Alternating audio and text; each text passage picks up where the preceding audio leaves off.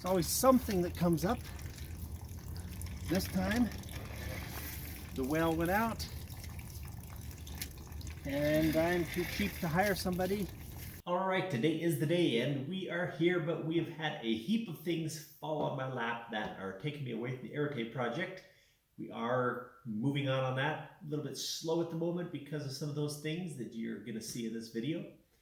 And of course, the main thing that we have been able to do is we are moving forward on the molds. The number 2 mold, probably the biggest one of the car, is been accomplished. So that's good.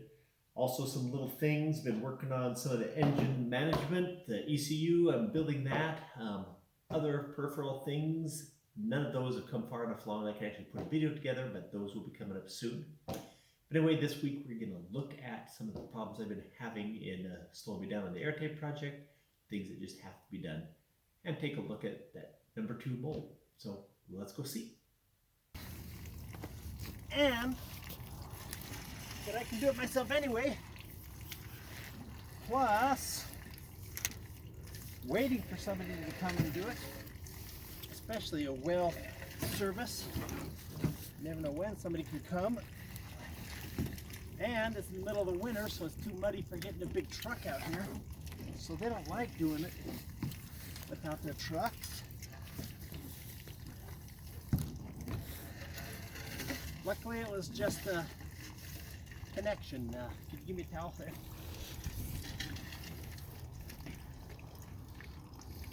Luckily, it was just an electrical connection, and it's only 160 feet down there. So it is possible to pull it by hand since we're using flexible line.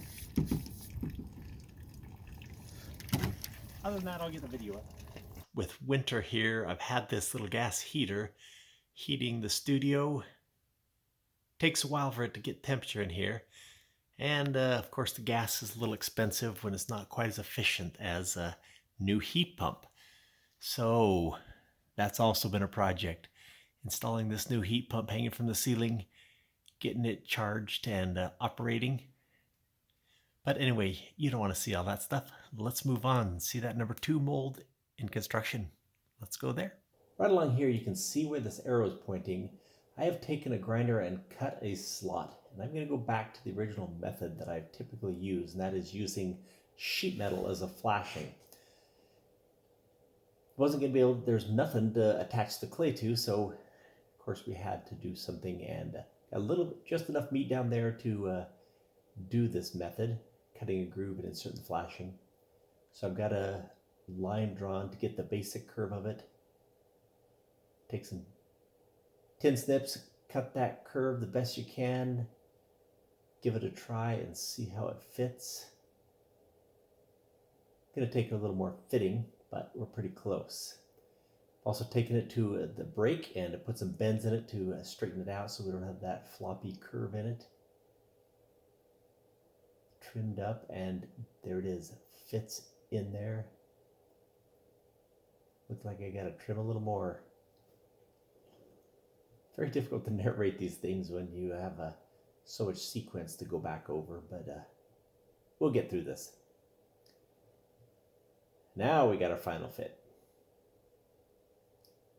Stick it in the slot, fits. That's going to form the bottom flange. Not a part of this mold, but we are going to butt the wheel well against that piece. And so here it is, the wheel well, another piece of flashing just screwed to the plug, forming the flange there. Now starting on the clay dams. I've got the hinge built. Now I'm starting to come down along that parting line, split the clay just so that it'll fold against that edge. Use a polyethylene block to kind of hold up against the clay as I press it down so that it won't push itself over across that parting line that's drawn on the plug. But that's okay. Working with this clay seems to be a marvelous method to just go back, fill it with clay, rebuild the gap that we've created, smooth it out, and that we have our wall.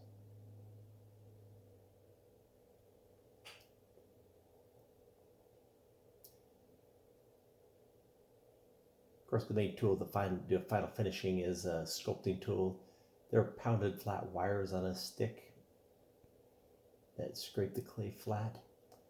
Also, that final edge that meets the plug leaves a slight roll under edge that I've, just like the original mold we did, fill that up. Going on here now to a complex curve, going down into that little trough on the fender. Just the same method, lining up that wall with the plug and the parting lines.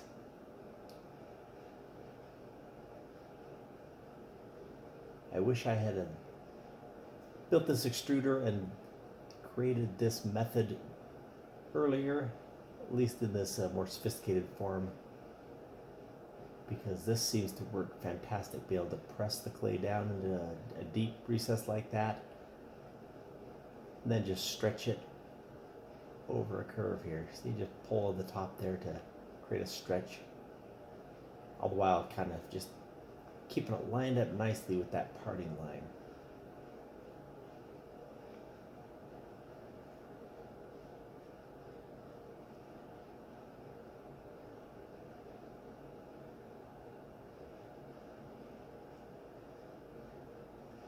Then again, once you have it pressed into place, just a matter of going back and filling the gaps again.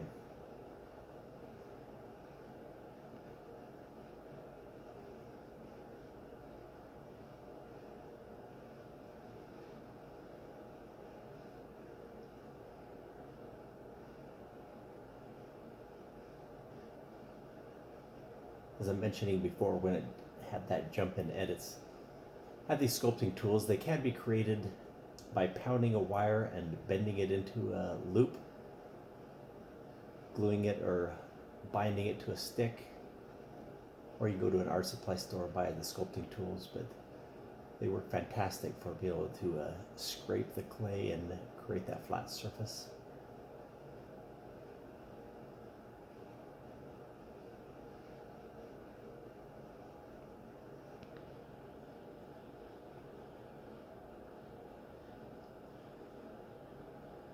So this mold, all the parting lines are a mixture, as we said. Here we are butting the clay right up against the wheel well sheet metal.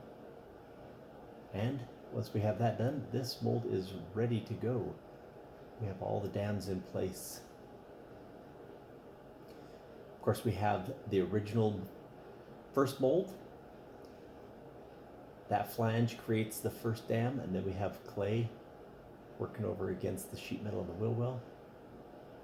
All we need to do now is mask it off so that when we start spraying our releasing agent and our gel coat, we don't go overspray. Learned this the hard way. When I did that first mold on the tail there, I did a little bit of overspray into those tail light recesses that I'm gonna have to go back and buff out and re-wax.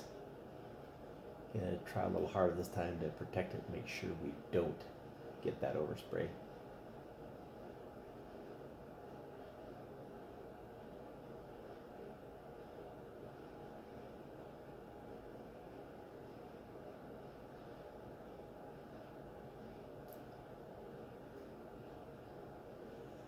The PVA, when it sprays over, it's just a matter of a little water and it comes off, but that gel coat is the problem. When we get to that gel coat, you'll see that I've drafted Emerson to come in and just kind of hold a cardboard in place to make sure we don't overspray.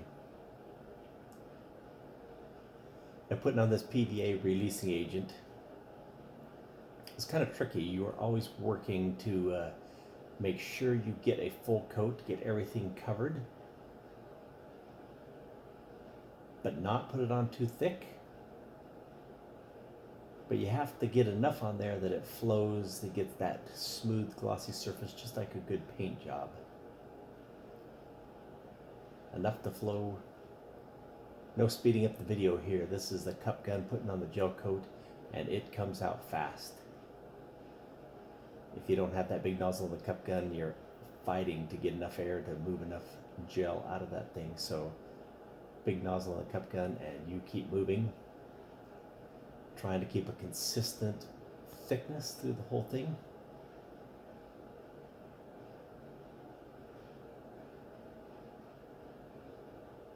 Not as much of the gel coat needs to go up on the dams, but the mold release surface for the body parts definitely needs to be a good, consistent coat.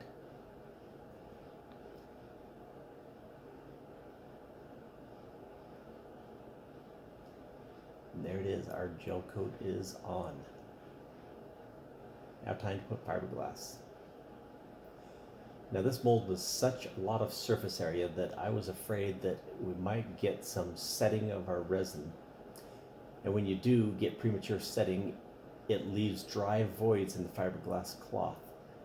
Something we couldn't afford to have here. So drafted a couple of friends that stopped by to visit Emerson, Ken and Hornbeck and Matt Lim.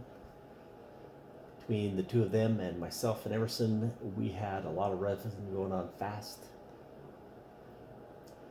This is putting the first veil coat and the 3-ounce cloth just to get that first surface.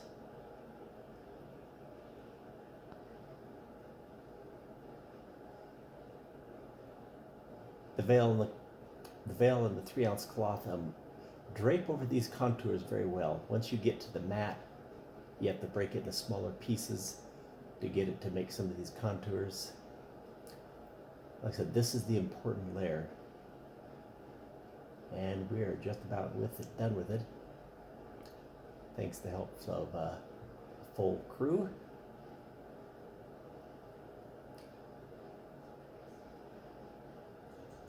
There it is, first layers of fiberglass cloth. We'll be moving on to the mat, but I'm not going to show that to you.